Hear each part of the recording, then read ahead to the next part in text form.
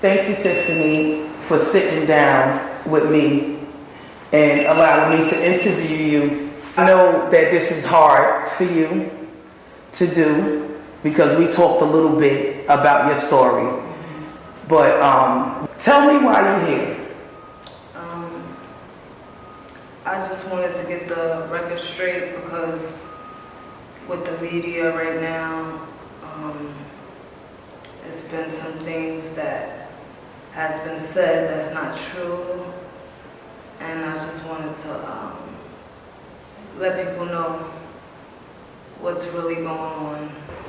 I was the third victim and not the fourth victim, because some people is getting it confused thinking that I was the last victim when I was really the third victim. And I went to the police and I told them everything they needed to know to find this guy. I was the first person that said his name.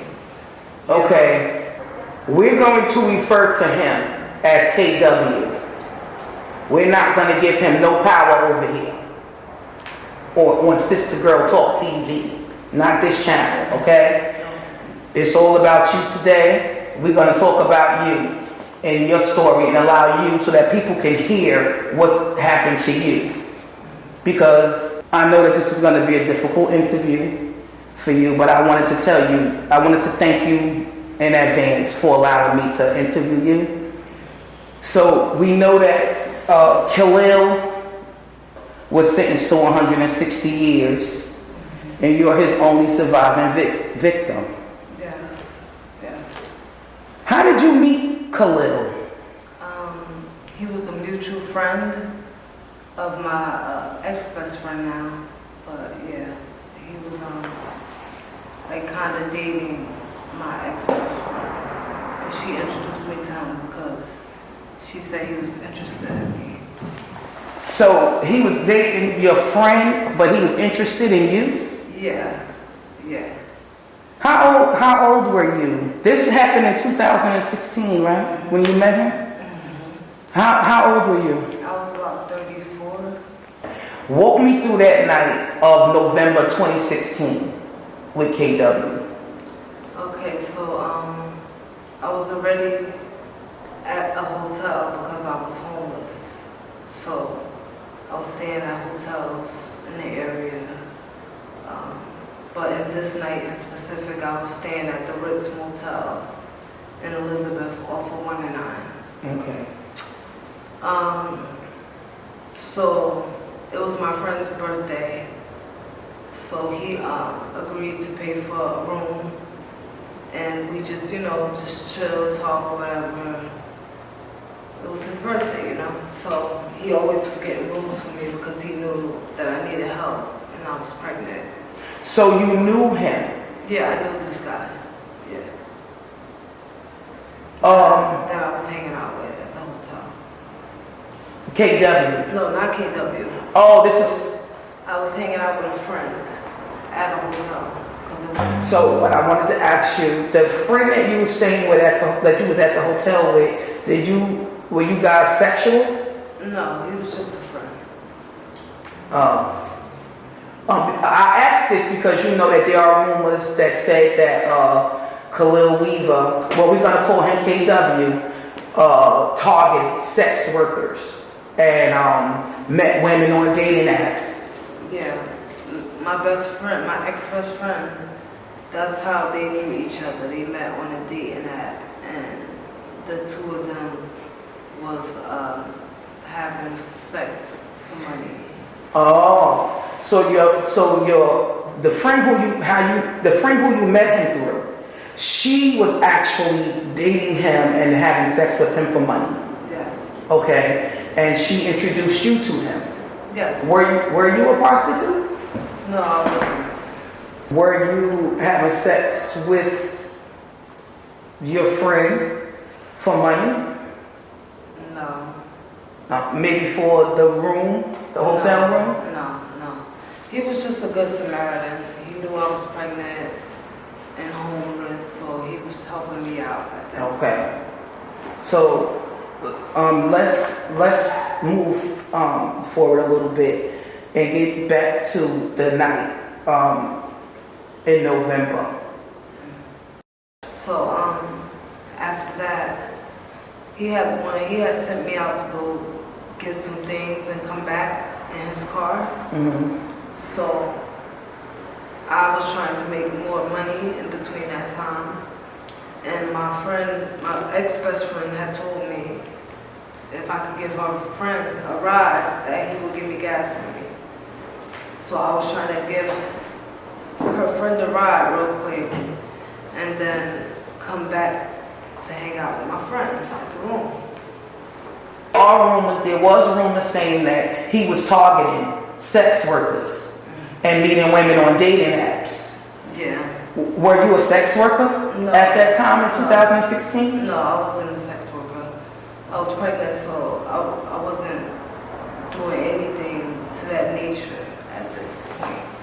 So you was pregnant? Yeah, I was 5 months pregnant already. Okay. So and I was homeless, so I was living at hotels. Okay. But no, I was not prostituting. I was supposed to give him a ride for some gas money, and that was supposed to be that. But it turned out differently. So he was supposed to meet me there, and then I was gonna take him where he had to go. So he arrived, he got in my car, well, the car I was driving, and yeah, so we drove off. I stopped at a gas station to get some cigarettes and something to drink. And then he started talking about how he no longer thought he was going to need that ride because he was tired. So instead, he just wanted to like get a room for the night. So while you guys, I'm sorry, Tiffany, I didn't mean to cut you off, but while you guys were driving, minutes into the drive, he decided that he didn't want to take the ride no more and wanted to get a hotel room? Yes. Okay. And then I pulled up to one of the hotels. It was called the Linden Motor Inn, I believe. So just to clear the air, just so we're clear, you was only getting a hotel room for him. Yes. Because he changed his mind in the middle of the ride, minutes into the ride, and said, he don't need that ride, just drop him off, get him a hotel. Okay. So, I got back in the car, and I told him that, they was charging too much at the Linden Motor Inn, so we could check another spot out and see what happens. So, I drove off, and then he said that he had to use the bathroom, and asked me if I could pull down one of the side blocks. So I did that, and next thing you know, I'm waking up in the back seat, being raped from behind and strangled out. That's how I woke up. Tell me what was going through your mind at that moment. Walk me through that moment when you woke up handcuffed with duct tape around your face. So what was going through your mind? I woke up to him raping me from behind, and then I was going in and out of consciousness. But the last time when I woke up, on the third time I believe, that's when he took the handcuffs and the duct tape out. Oh, you wasn't duct taped yet? Yeah, not yet. Oh, when you woke up, you wasn't duct taped or handcuffed? No, I was just being raped and strangled out. Oh, wow. And, yeah, so I woke up like that. And was he saying anything to you?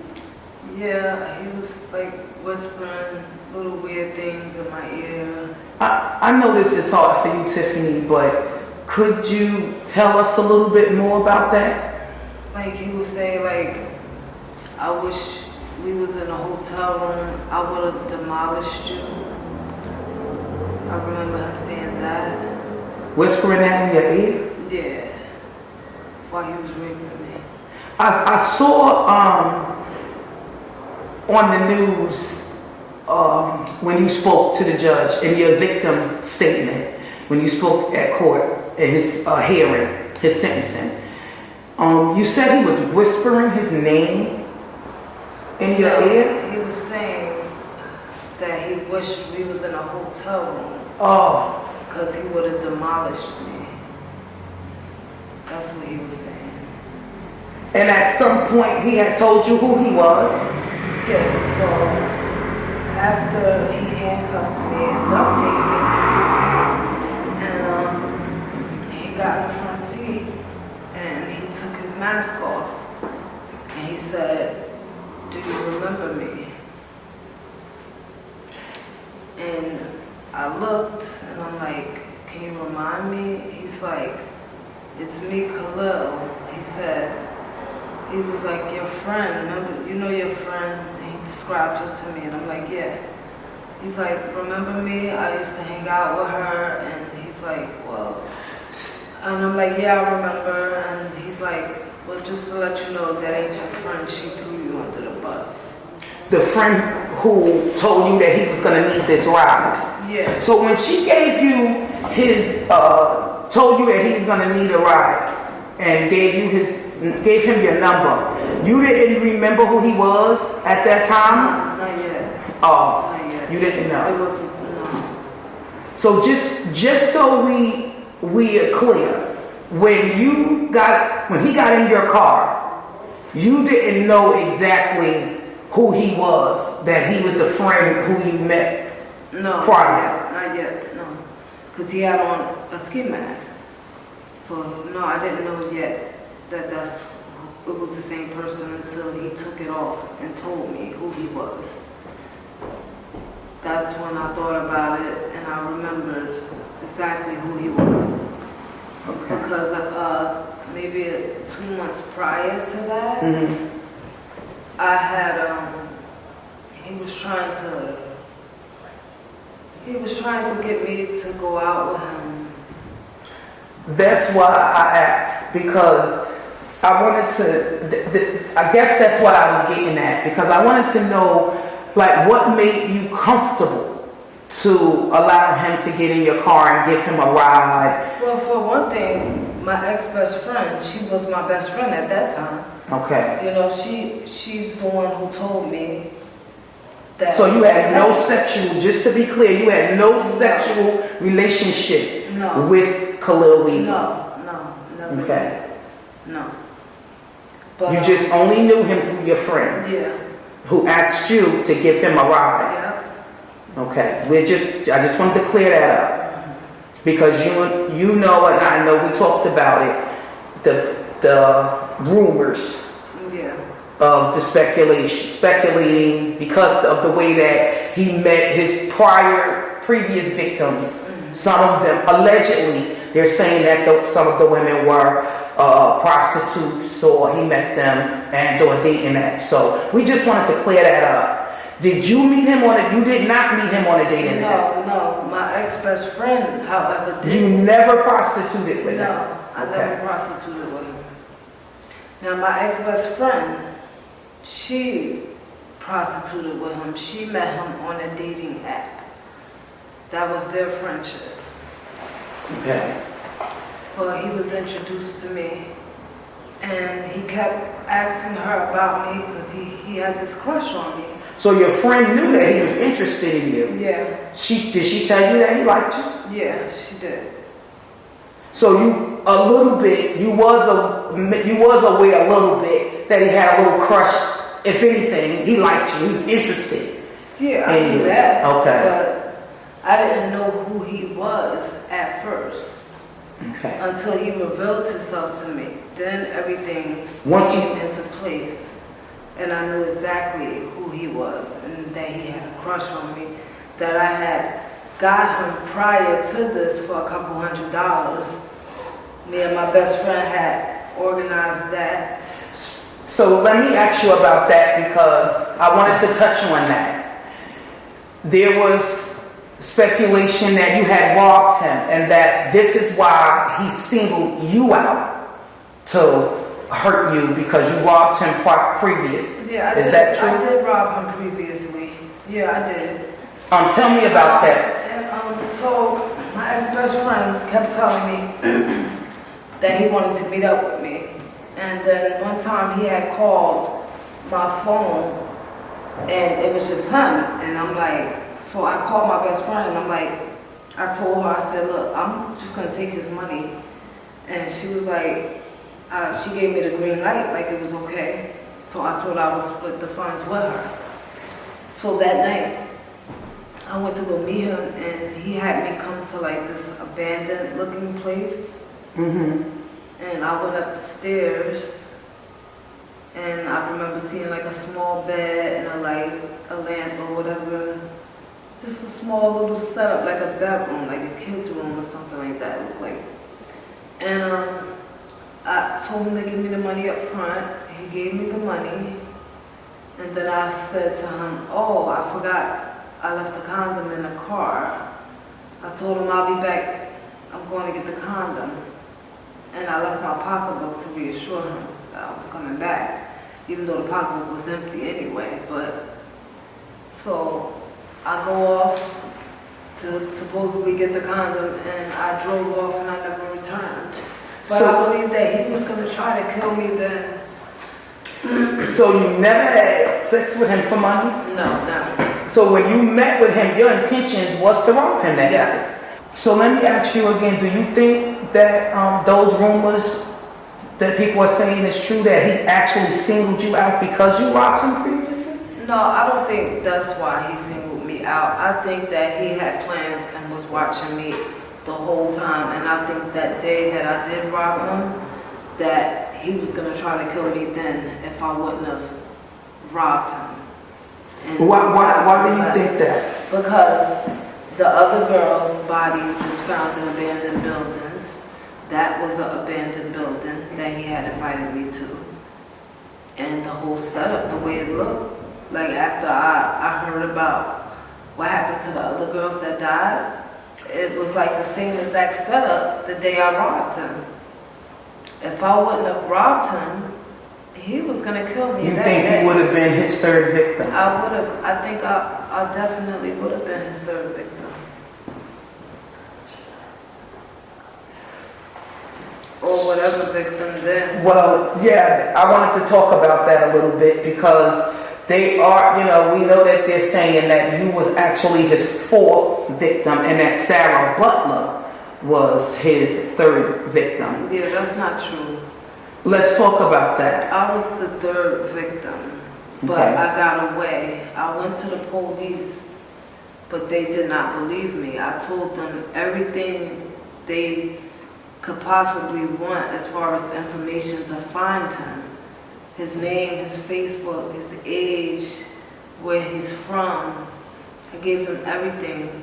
The guy actually walked past us while the police was questioning me, and I pointed to him out and said, I think that's the guy right there. Khalil Weaver. Yeah, and because why would a guy just be running out of a hotel room looking suspect, covering their stuff? I wanted to fast to the highway, and it looked the same height, same everything. Right, so because I think that's him right there. Right. And the police, they said to him, they asked him to come here. He came.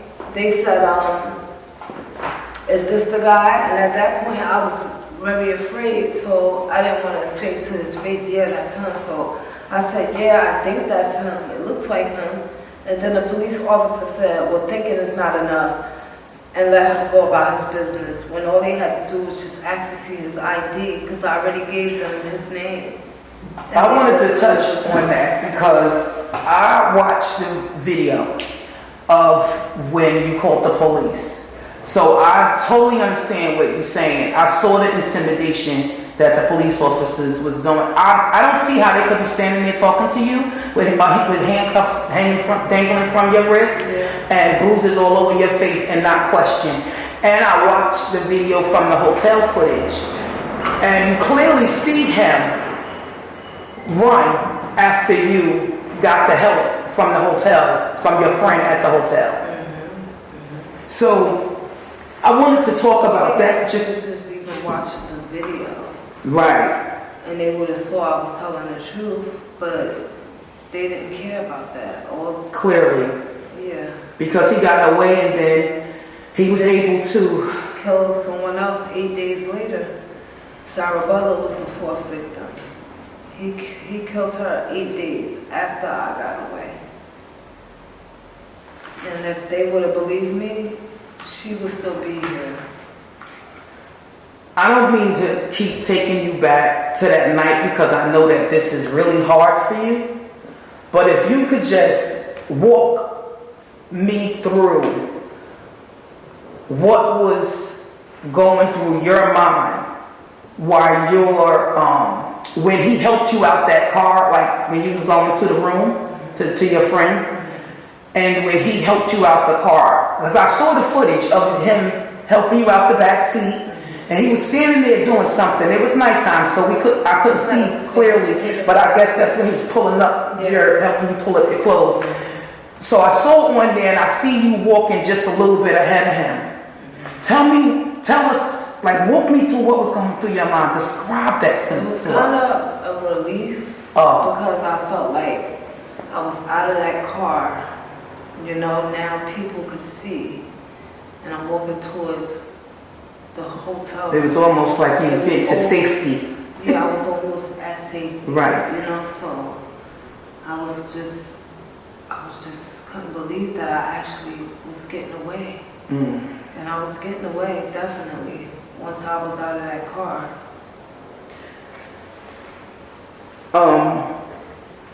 Let's talk about the police that night. After you told them what happened to you, and it's clear they didn't believe your story, what did you do after that? Like, where did you go? What did you do? Did you go to the hospital? What did you do? No, they didn't take me to get a rape kit or anything done, the police. They finally took the handcuff off of me in about maybe 2 hours it took. And when they left the crime scene, I remember going back in the room, and the managers at the hotel room was telling me I had to leave the room because I was bringing too much attention to their place of business. So they were trying to get me out. What do they mean bringing too much attention? What the police being there and everything. So they was trying to kick me out of the room. The hotel that you stayed at. Yeah. They didn't want. What I'm trying to understand. What do they mean? You was bringing too much attention with the police. You're a victim. They're trying to help you. That's what they said. You was just attacked. Yeah, I know. But that's what they said. So, and I just went off on them. I let everything out. Like, I just got attacked. I'm not going nowhere. You're gonna have to call the police to make me leave.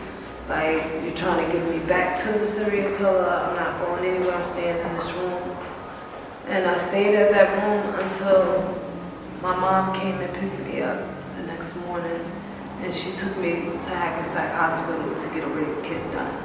So is there anything, Tiffany, that you want to say to them out there, those naysayers and the people that speculating and that said that you were a call girl, a prostitute, that you was a friend, that this didn't happen to you, that you were not his third victim? Is there anything you want to say to them? Yeah, I just wanted to be known that I am the third victim, not the fourth victim.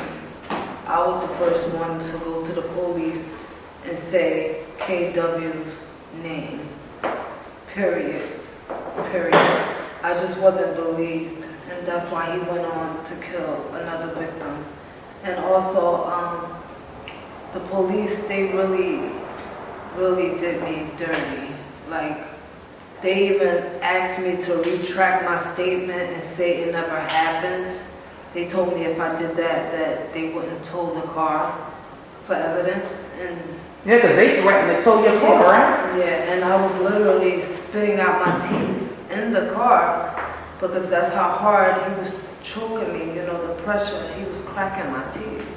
and I was spitting them out, and I was telling them my teeth had to be in the car, and they just didn't believe anything I said. I want to say to you, Tiffany, I want to thank you for sitting down with me. And if it's okay with you, I wanted to ask if you could come back and we sit down and talk again for my viewers. But I'm sure you're going to be getting some phone calls. Is there anything how can the people reach you? How do you want the people to reach you? You can reach me at SistaTalk. My network. So they can reach out to me. So they can reach you at Sister Girl Talk TV. Sister Girl Talk TV. Yeah. They can reach me there, and the links will be. I'll put everything in my description box. So. I want to thank you again, Tiffany, for sitting down with me. It was a pleasure meeting you and getting your story. And we'll come back for part 3. Yeah, it's a lot that I haven't said. Yes, I know it's a lot we didn't get to cover. But thank you. Thank you for noticing. Thank you for even noticing me and coming to me and trusting me with your story to be able to share your story. This is your host from Sister Girl Talk TV. Guys, don't forget to hit that like button, subscribe to the channel, and hit that notification bell so you'll be sure to see when I drop new videos and content.